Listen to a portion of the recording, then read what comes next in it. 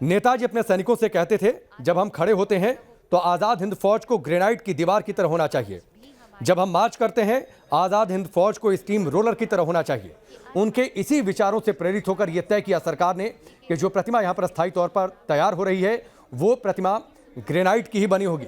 इसके अलावा जिस तरीके से गृहमंत्री अमित शाह ने जिक्र किया, नेताजी सुभाष चंद्र बोस के नारों को याद किया, तुम मुझे खून दो मैं तुम्हें आज़ादी दूंगा, आज़ादी दी नहीं जाती ली जाती है, कोई संघर्ष नहीं तो जीवन अपनी आधी रुचि खो देता है, अगर कोई जोखिम नहीं लेना है इतिहास में कोई वास्तविक परिवर्तन चर्चा से कभी हासिल नहीं होता।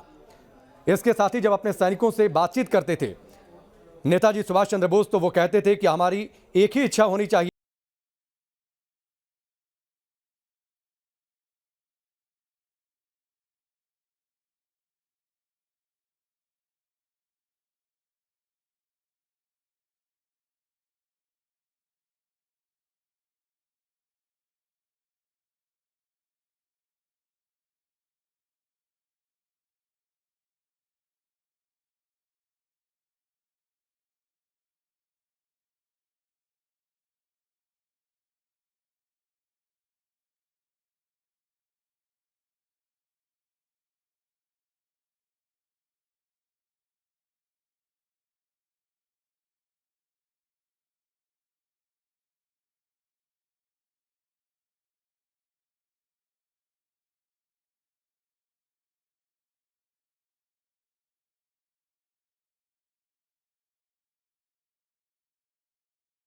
तेईस जनवरी, ये वक्त आप याद कर लीजिए। आज की तारीख में नेताजी सुभाष चंद्र बोस की 125वीं जयंती, आज़ादी का अमृत महोत्सव, और इस मौके पर अब प्रधानमंत्री मोदी ने अनावरण कर दिया है नेताजी सुभाष चंद्र बोस की होलोग्राम की प्रतिमा का।